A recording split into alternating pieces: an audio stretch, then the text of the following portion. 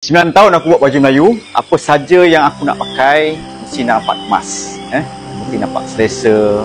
Baju pun mesti sentiasa all out lah di mata masyarakat. Itu paling penting supaya apa yang kita pakai ni kita tak nampak stres dan rasa muka tu macam kerut lah, dia stres tau. Yang penting apa yang aku pakai ni, aku tahu effort dia.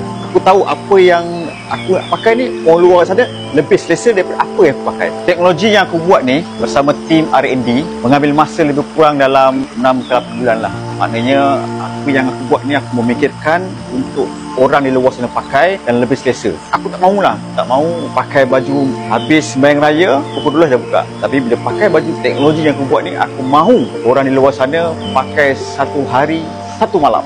Maknanya dia selesa dengan baju tu, dia takkan tukar baju lain. Itu selling point aku. Aku nak orang di luar sana datang rasa baju teknologi yang terbaru aku ni dinamakan Bayu Flow.